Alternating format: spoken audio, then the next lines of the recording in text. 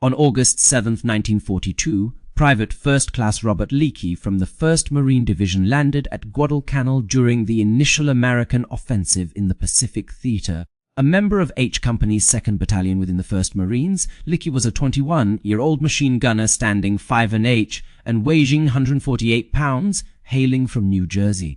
He had enlisted immediately following the Pearl Harbor attack on December 7, 1941. The experience of Leki and many other Marines who arrived at Guadalcanal uncovered a critical yet often an underappreciated aspect of the Pacific War that military planners had not anticipated.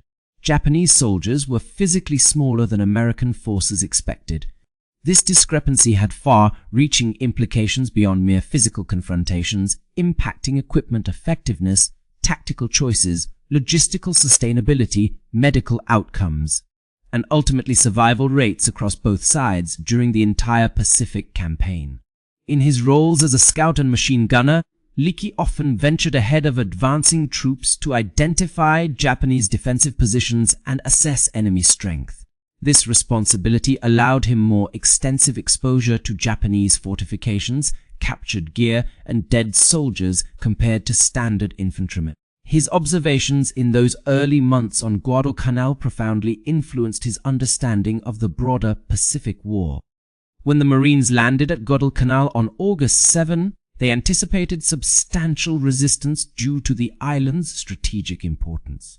The Japanese had been constructing an airfield there since June 1942, which posed a threat to Allied supply lines to Australia if completed. Recognizing this danger, American strategists deemed the island critical enough to launch their first Pacific offensive, deploying the entire 1st Marine Division along with Naval and Army Air Forces support. However, the initial landing faced minimal opposition. Japanese construction workers and naval troops had retreated inland upon noticing American ships offshore, leaving the coastline virtually undefended. Within 48 hours of landing, the Marines secured the unfinished airfield and renamed it Henderson Field in honor of a Marine aviator who perished at Midway. The real fighting commenced around mid-August when Japanese reinforcements arrived by sea and launched concerted counterattacks aimed at reclaiming the strategically vital airfield.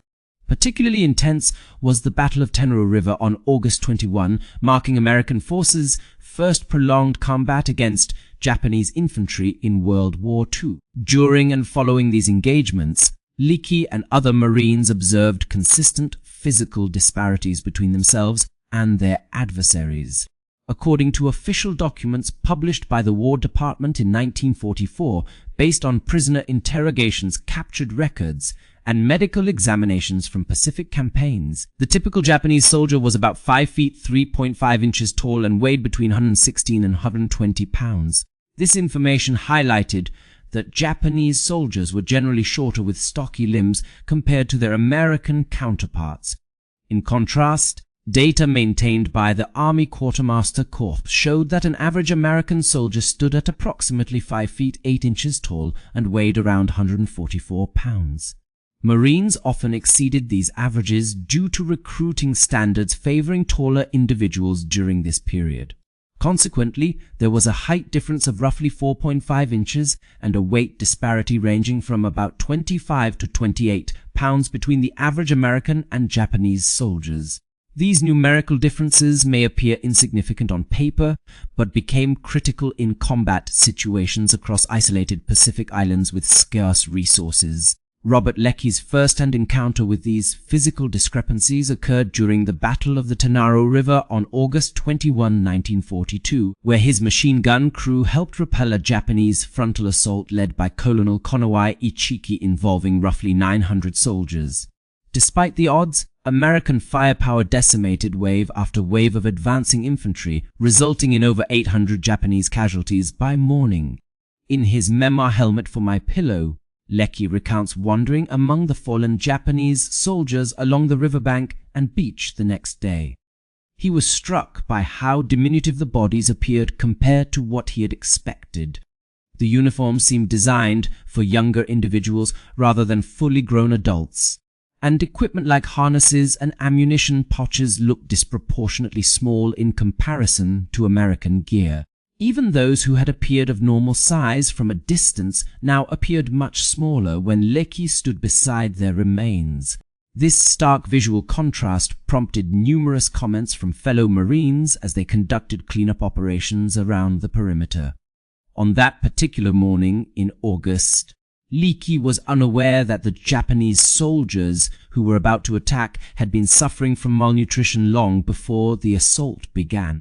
The supply lines leading to Guadalcanal faced relentless attacks by American submarines and aircraft operating out of Henderson Field, disrupting the steady flow of provisions to front line units. Soldiers who should have received a standard daily ration of 300-400 calories often went without, sometimes receiving only half or even less of their required intake depending on when supplies were last delivered. The Japanese military diet in the South Pacific was heavily reliant on white rice as the main calorie source, supplemented with smaller quantities of fish, pickled vegetables, soy products, and occasionally meat. While white rice provides sufficient calories to maintain basic metabolic functions, it lacks essential vitamins and minerals such as thiamine, vitamin C, and various B vitamins. Without adequate supplementation from other food sources, soldiers on a predominantly rice-based diet would rapidly develop nutritional deficiencies. The most prevalent deficiency disease among Japanese forces was beriberi, caused by a lack of thiamine. Early symptoms include fatigue, irritability, and poor memory. As the condition progresses, it leads to muscle weakness, peripheral nerve damage, leg swelling, difficulty walking, and cardiovascular issues. In severe cases, beriberi can result in heart failure and death. American intelligence officers translated captured Japanese medical records from Guadalcanal, which detailed widespread cases of beriberi among the garrison as early as September 1942, just weeks after combat operations commenced. The documents indicated a grim deterioration. Soldiers arriving at Guadalcanal typically weighed between 120 and 130 pounds, but within 6 to 8 weeks on reduced rations, their average weight had plummeted to around 100 pounds. After 3 months of continued malnutrition, many were unable to perform strenuous physical labor. By 4 months, numerous soldiers could barely walk due to beriberi-related leg weakness and swelling. Medical records showed that as the men's health deteriorated further, they lost weight from 100 lbs down to 90 lbs, then to 80 lbs, with many succumbing to a combination of starvation, disease, and complications from minor injuries that healthy soldiers would have survived. During the 6-month campaign on Guadalcanal, which spanned from August 1942 through February 1943, Japanese forces suffered more than 30,000 casualties. Of these losses, approximately 15,000 were due to starvation and disease, while fewer than 5,000 died as a direct result of combat with American forces. The majority of Japanese deaths at Guadalcanal were caused by a combination of factors, with malnutrition playing a significant role in most cases.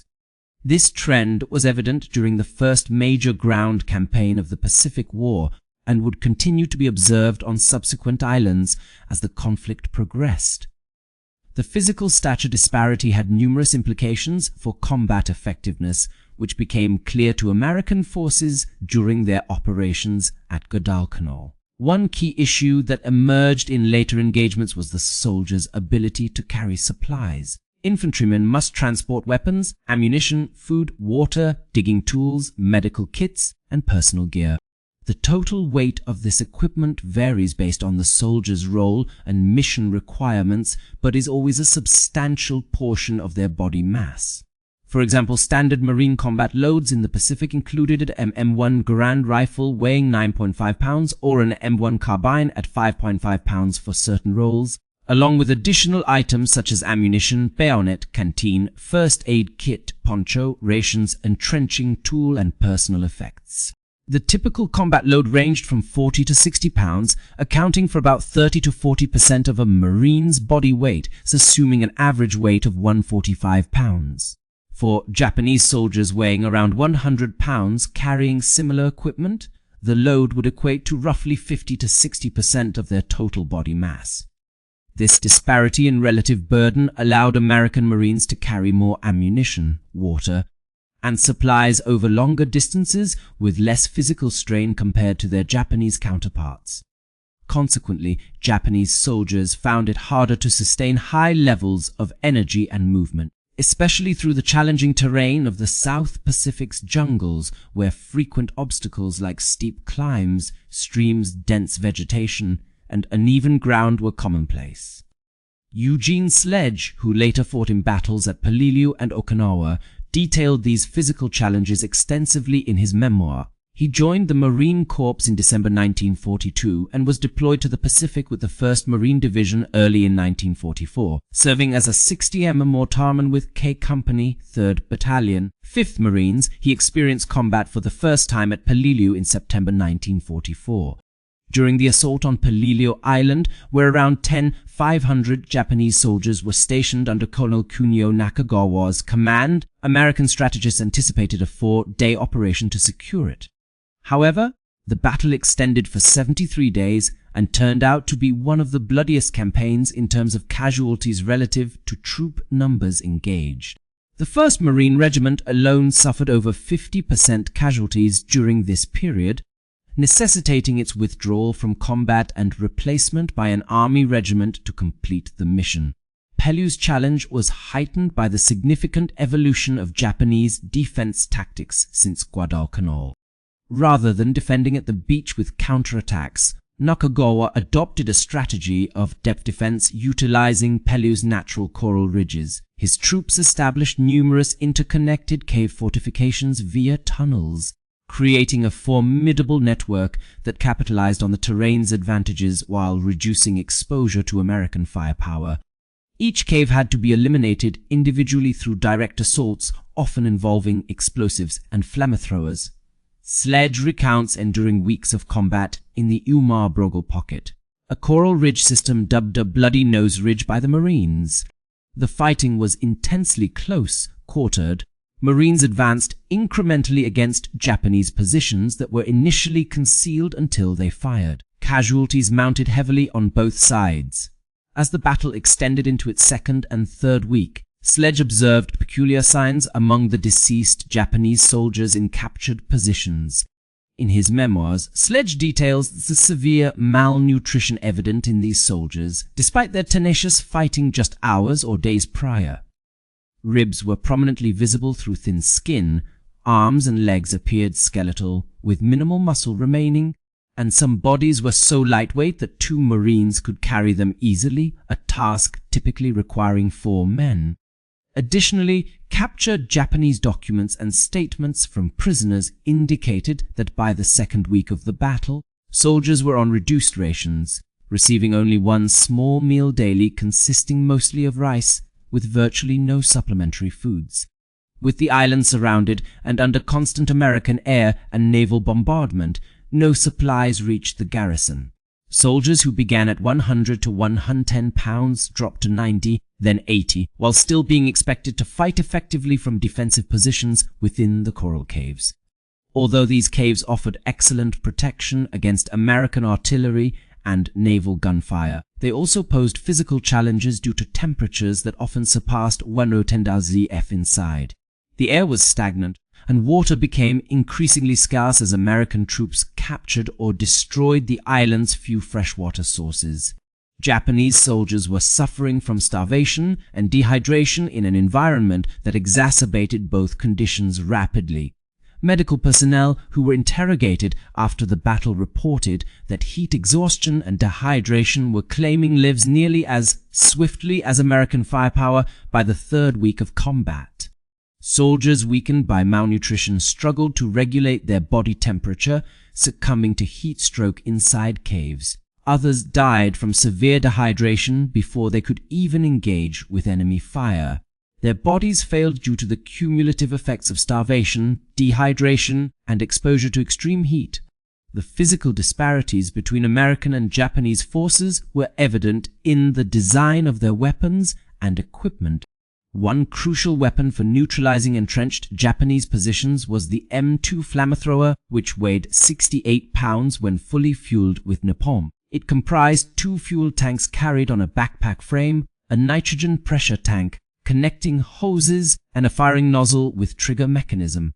Operating this weapon required considerable upper body strength to aim the nozzle while maintaining balance, as well as the endurance to carry 68 pounds of equipment in battle conditions.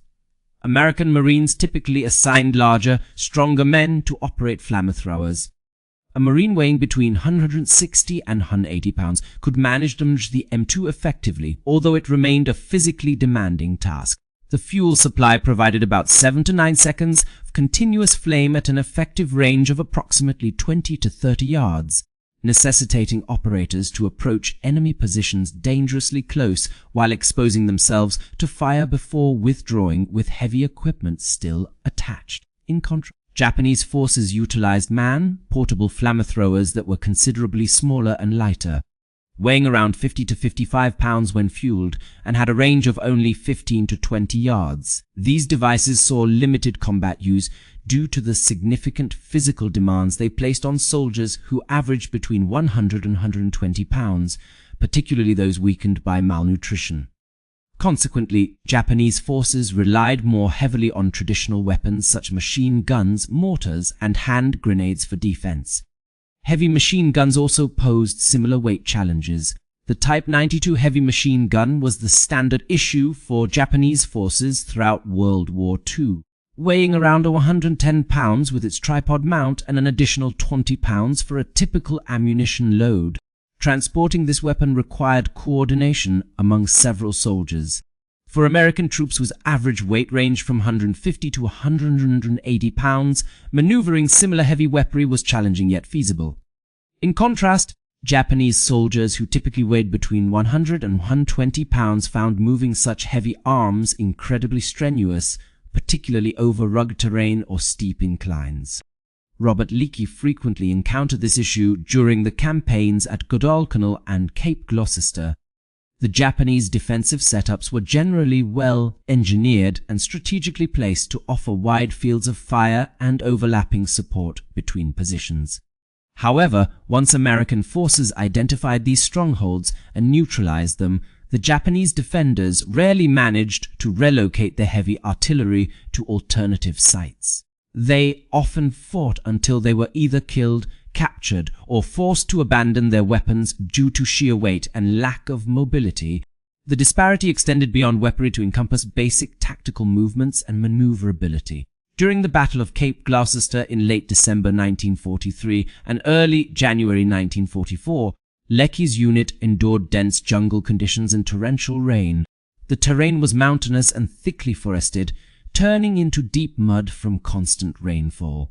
Even well-nourished and physically robust Marines found movement arduous. The Japanese forces defending Cape Gloucester faced similar challenges but under severe nutritional deficiencies and widespread illness. Captured documents revealed that the garrison suffered significant outbreaks of malaria, dysentery, and tropical skin infections alongside chronic food shortages. Soldiers who should have weighed around 120 pounds were often reduced to just over 100 pounds. Physical capabilities declined rapidly under these harsh conditions. Leki noted observing Japanese prisoners being led away from battle at Cape Gloucester. The captives appeared emaciated, weak, and barely able to walk. Many displayed visible skin infections, swollen joints indicative of beriberi, and vacant stares indicating prolonged mental and physical strain beyond the norm. These were members of highly trained elite units within the Imperial Japanese Army, yet their rigorous pre-war training failed to mitigate the severe nutritional deficiencies that led to debilitating physical conditions. This lack of proper nourishment greatly impacted their performance in hand-to-hand combat, which was uncommon during Pacific engagements. Most battles took place at a distance using firearms and artillery rather than close quarters fighting. However, when direct confrontations did occur, often during nighttime infiltrations or final defensive stands, the stark differences in size and strength proved decisive. After action reports from key campaigns such as Guadalcanal, Tarawa, Peleliu, Eugene, and Okinawa detail numerous instances where individual Marines overpowered multiple Japanese soldiers in close combat.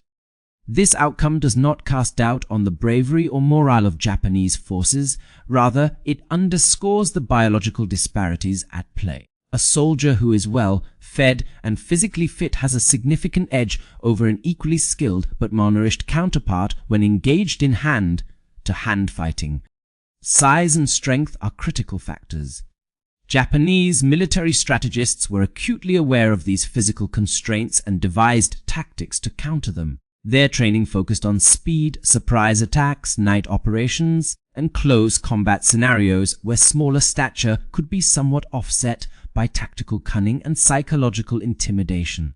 For example, the Type 30 bayonet used extensively throughout the war measured 20 inches in total length with a blade of 15.5 inches.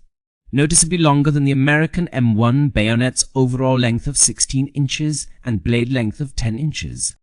This extended reach gave Japanese soldiers an advantage in bayonet engagements. Training for bayonet use was exceptionally rigorous, consuming far more time compared to similar training in other Western armies. Every soldier was expected to be highly skilled with the bayonet, considering it a primary weapon rather than a secondary one of last resort. This emphasis on close combat was intended to leverage Japanese strengths in initiative and willingness to endure casualties while minimizing their disadvantage in terms of firepower and physical stature. Despite these efforts, once hand-to-hand fighting devolved into grappling at contact distance, the larger, stronger opponent typically gained an upper hand. Marine Corps manuals from this era underscored this dynamic, advising Marines to engage quickly with Japanese soldiers in bayonet combat, even accepting initial thrusts to get inside their opponent's reach where size and strength could be fully utilized. By late 1944, the logistical crisis confronting Japanese forces across the Pacific had become dire. American submarines were methodically destroying Japanese merchant ships at a rate that outpaced their replacement capabilities. At the onset of the Pacific War, Japan's merchant marine fleet numbered around 6 million tons. By December 1944, this figure had plummeted to approximately 2 million tons. The remaining tonnage was largely confined within Japanese home waters or restricted to operations in the Sea of Japan, areas where American submarines could not readily intervene. Isolated garrisons throughout the Pacific, from islands like Iwo Jima and Luzon to the Solomon Islands, were receiving a mere fraction of their necessary supplies. In many cases, no supplies reached them for extended periods stretching into months. Soldiers were instructed to cultivate food to supplement meager rations, but most Pacific islands had poor volcanic soil, limited freshwater resources, and insufficient arable land to support thousands of troops. While sweet potato cultivation provided some sustenance, it failed to meet the caloric needs of soldiers engaged in intense manual labor, fortification construction, and combat operations. American intelligence units consistently documented through captured documents and interrogations that Japanese soldiers were experiencing chronic hunger, losing weight steadily, growing progressively weaker, and witnessing comrades succumb to malnutrition-related diseases. Combat effectiveness declined predictably as rations decreased, with well-nourished troops capable of aggressive fighting, local counterattacks, and enduring high-intensity combat operations for extended durations. As rations diminished, soldiers became more cautious, conserving energy, avoiding unnecessary movement, and focusing on defensive operations from prepared positions. Soldiers nearing starvation could man defensive posts and fire weapons, but were unable to mount assaults, perform sustained physical labor, carry wounded comrades, or engage in the full range of activities typical for infantry combat. By mid-1945, American operational planning incorporated Japanese nutritional decline as a predictable factor. Intelligence estimates assumed that any garrison isolated from resupply for over 60 days would be operating at reduced physical capacity. After 90 days of isolation, combat effectiveness would severely degrade, and after 120 days, starvation-induced deaths would surpass those caused by American military action. This assessment influenced American strategy concerning Japanese-held islands deemed non-strategically essential for the advance towards Japan. Rather than engaging in costly assaults on every defended island, American forces increasingly bypassed these garrisons, establishing air and naval dominance to prevent resupply or evacuation, thereby leaving them to collapse slowly from starvation and disease. This approach, often referred to as island hopping or leapfrogging, minimized American casualties by avoiding direct assaults while effectively undermining Japanese forces through logistical failure. The Battle of Iwo Jima in February and March 1945 highlighted the physical disparity between the two sides. Lieutenant General Tadamichi Kurebayashi's troops had spent months building extensive underground defenses across the island, which included over 18 kilometers of tunnels connecting more than 500 defensive positions such as bunkers, artillery emplacements, mortar pits, and machine gun nests. The tunnel network provided secure routes for Japanese soldiers to maneuver without being exposed to American firepower. However, these tunnels were designed with the average height of Japanese soldiers in mind, ranging from 5'4" to 5'8", which made them cramped for taller American Marines who often stood over 6 feet tall. This physical limitation gave Japanese defenders a significant advantage inside the tunnel systems. They could move freely at full height, while U.S. Marines advancing through the tunnels had to crouch or crawl, slowing their progress and making them easier targets. Recognizing this tactical disadvantage, American combat engineers devised strategies to avoid direct confrontation within the tunnels. They sealed off entrances with explosives, used bulldozers to collapse tunnel sections, and pumped smoke or burning gasoline into openings to flush out enemy forces. Tank-mounted flamethrowers proved particularly effective in injecting napalm into cave and tunnel entrances, creating environments that were inhospitable for anyone inside due to fire and toxic fumes. These methods, though harsh, were highly successful. They addressed the challenge of fighting in spaces where physical size provided an advantage to defenders who were shorter on average. If American Marines could not easily enter and clear tunnels designed for smaller men, they would render those tunnels lethal for any occupants. This adaptation reduced casualties by avoiding close quarters combat in areas where height became a disadvantage. Medical examinations of captured Japanese prisoners and the analysis of enemy fatalities corroborated these observations throughout the Pacific campaigns.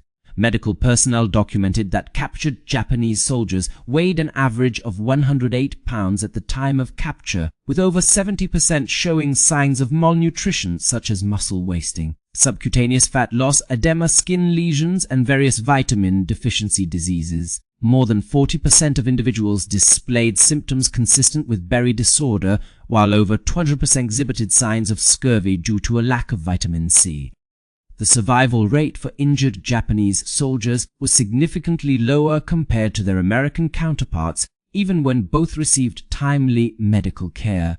This disparity was largely attributed by American medical personnel to the reduced physiological resilience in malnourished bodies. A well-nourished body possesses considerable reserves that enable it to withstand trauma, combat infections, and heal injuries more effectively. Conversely, a malnourished individual nearing their physical limits has minimal reserve capacity. Blood loss that might be survivable for someone healthy often proves fatal for those who are already physiologically weakened.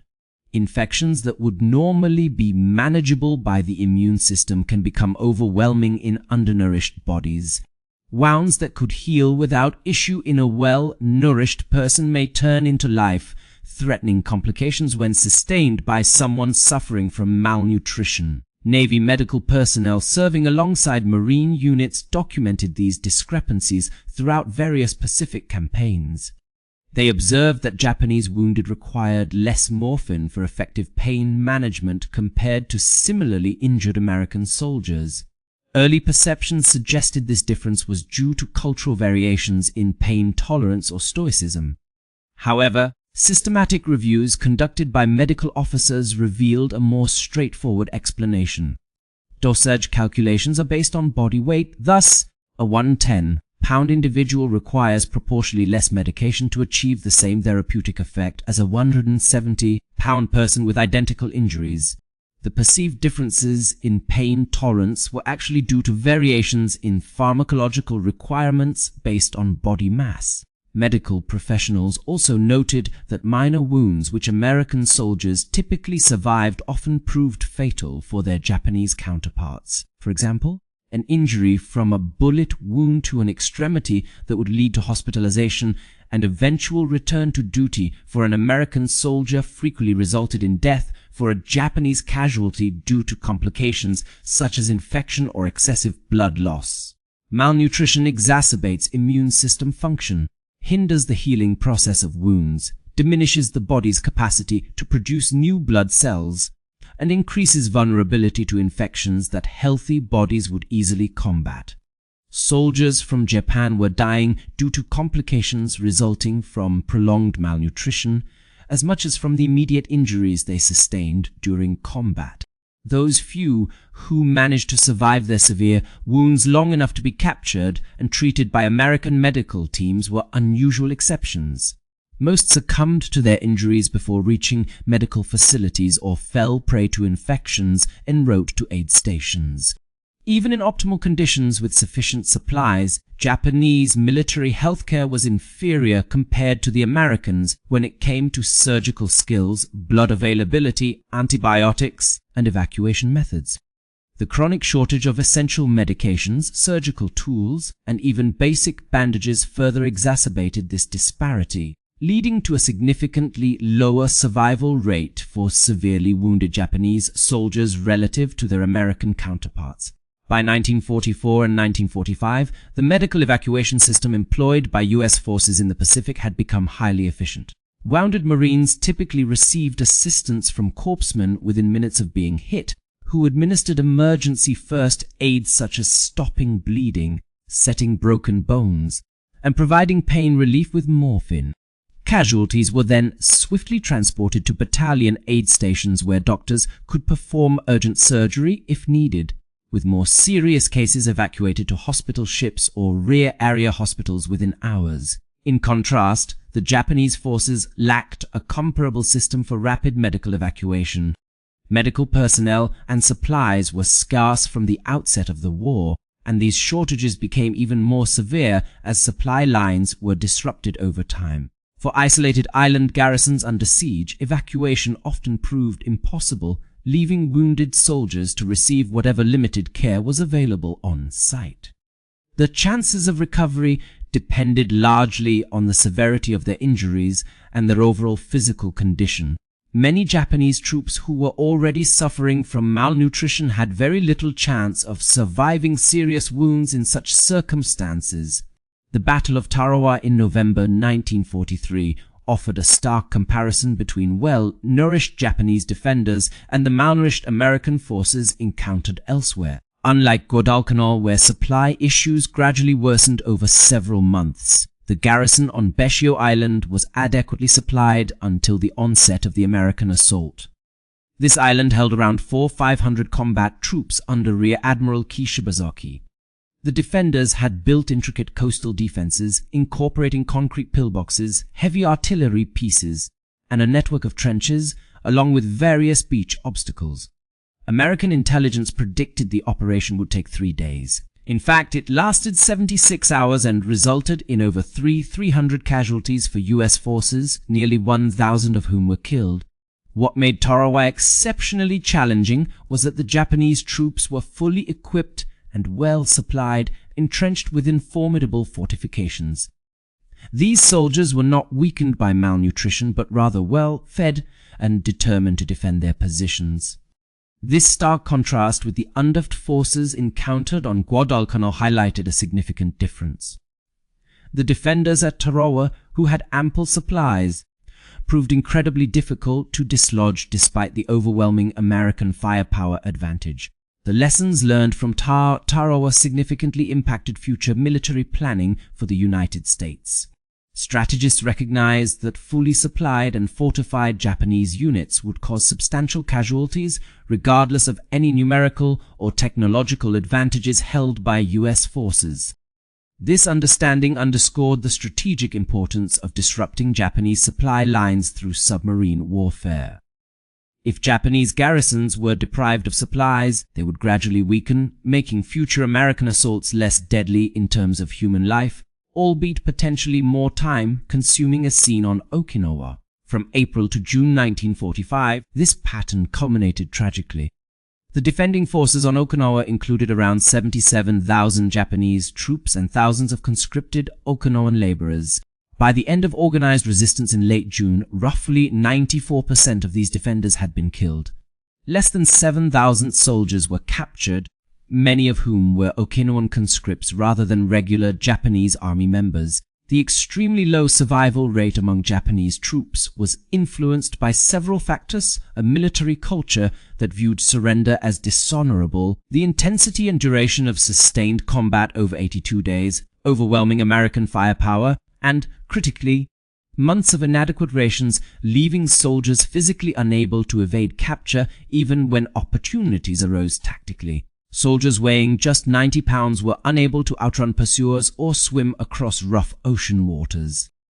They struggled to endure prolonged periods without sustenance, making survival in the field nearly impossible.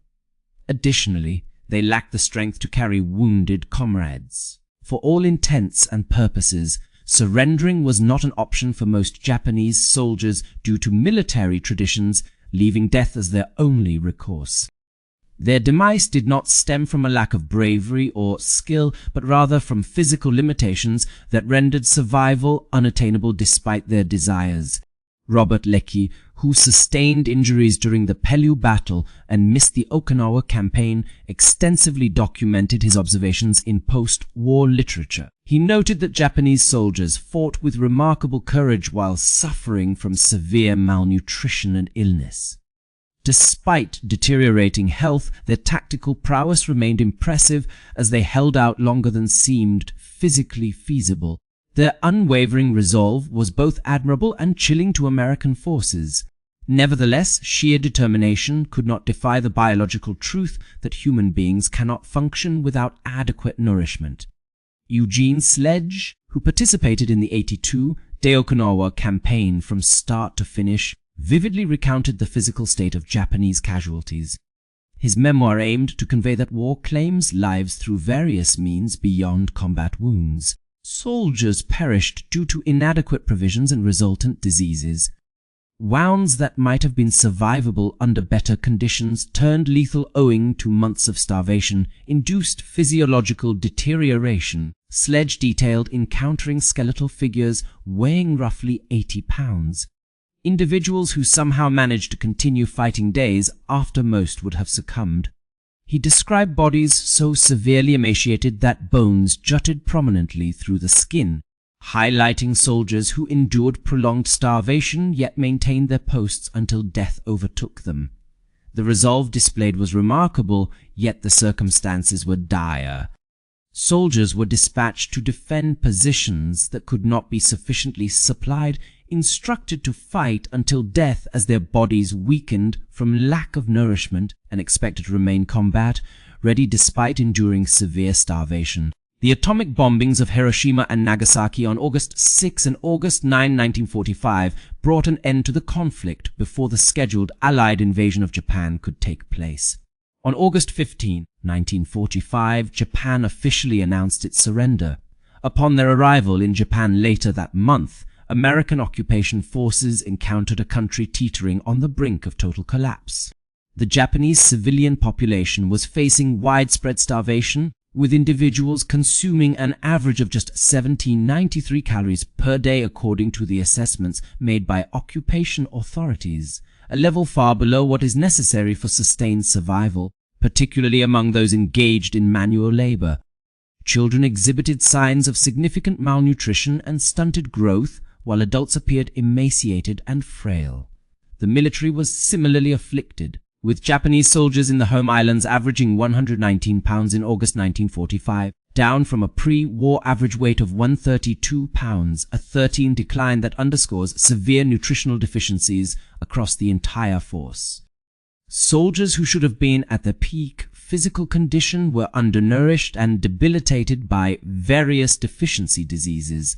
Had the planned invasion gone ahead, American troops would have encountered adversaries already physically compromised even before combat began.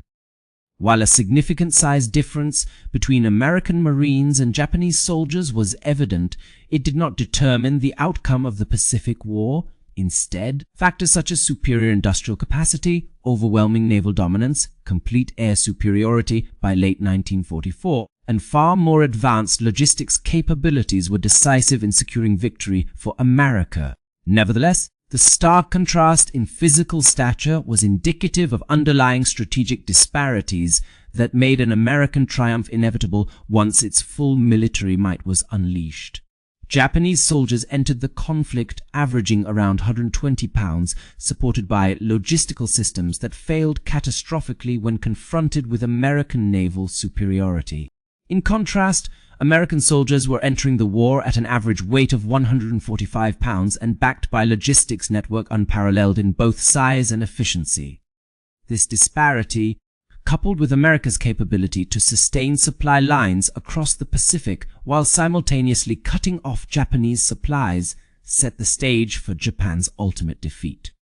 Robert Leki managed to survive the war despite being injured by a concussion blast during an explosion in Peleliu in September 1944, which led to his evacuation from combat. He returned to the United States in March 1945 and was honorably discharged shortly after. Over his extensive career, Leki worked as both a journalist and author, penning more than 4 dozen books on various subjects including military history, sports, and other topics. His memoir Helmet for My Pillow, published in 1957, has been continuously available since then and is highly regarded as one of the most candid and intense accounts of combat in the Pacific theater. Leki passed away at the age of 81 in December 2000, leaving behind his wife Vera and their 3 children. Eugene Sledge returned to Alabama following his discharge from military service in February 1946. He grappled with what is now recognized as post-traumatic stress disorder, enduring nightmares and challenges readjusting to civilian life. After enrolling at Auburn University, he earned bachelor's and master's degrees before pursuing a doctorate in biology from the University of Florida. Sledge spent several decades teaching biology at the University of Monticello in Alabama, where he was known for his enthusiasm for natural history and commitment to his students. At the urging of his wife, Sledge began documenting his wartime experiences late in the 1970s. His memoir, With the Old Breed, published by a small academic press in 1981, garnered immediate critical acclaim from military historians like John Keegan and Paul Fussell, who praised its unflinching honesty and vivid portrayal of combat's grim realities. The book has become mandatory reading at the United States Naval Academy and is frequently assigned in college courses covering World War II history and military literature. Both Leki and Sledge dedicated their post-war years to educating others about the harsh realities of war, which they described as a far cry from romantic adventure. Their writings offered honest depictions of what they witnessed, including the dire physical condition of Japanese soldiers they encountered. They detailed emaciated bodies that bore witness to starvation and the failure of logistical support systems, leaving behind courageous fighters who ultimately succumbed to their weakened state. Neither author expressed hatred or contempt toward their former adversaries. Sledge died in March 2001 at the age of 77. Both acknowledged that the Japanese troops demonstrated exceptional bravery and resolve despite facing daunting circumstances. Yet, both also recognized that Japan had dispatched hundreds of thousands of soldiers into a conflict for which the nation lacked sufficient resources to support indefinitely.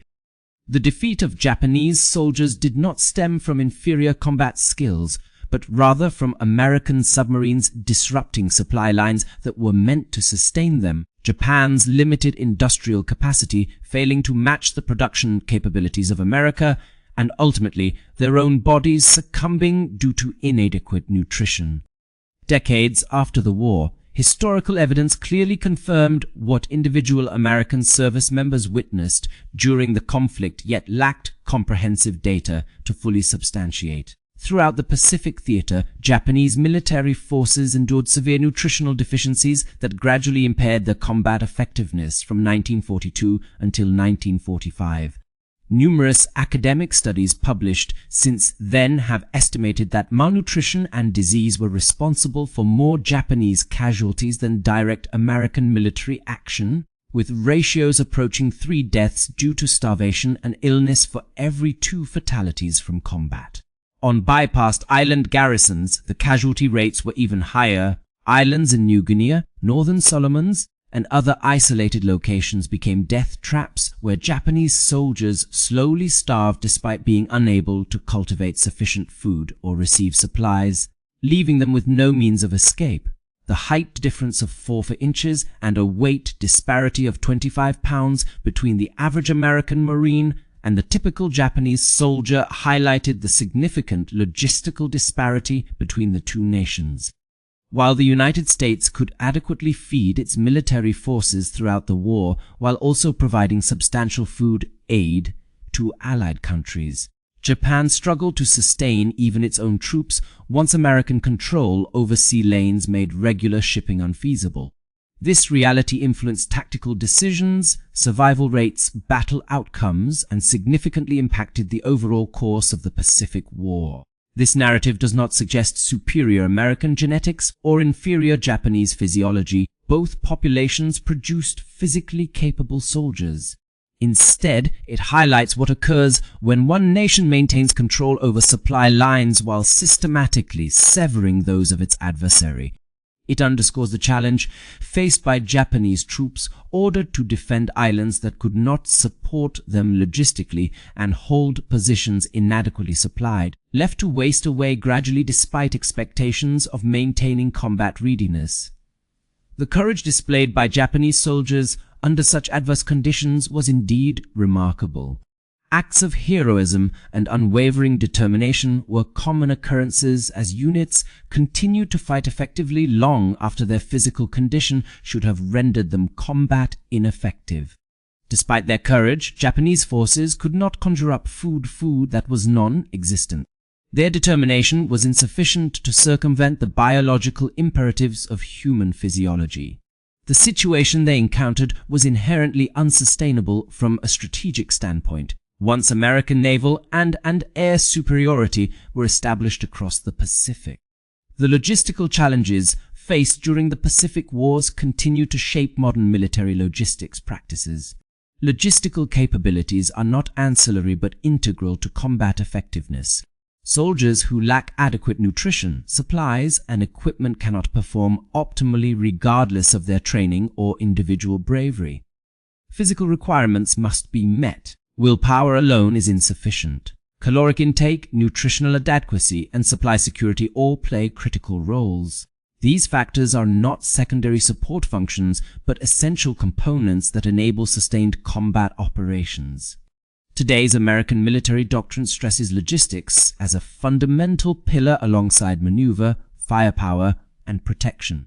This emphasis stems directly from lessons learned during World War II, especially in the Pacific theater, where the consequences of inadequate logistical support were starkly evident.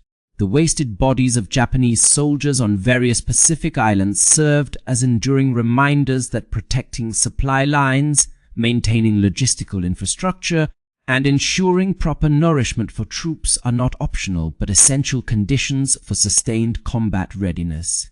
If you found this examination of less discussed aspects of Pacific War history insightful and stimulating, please like the video to help us reach a broader audience interested in serious historical analysis.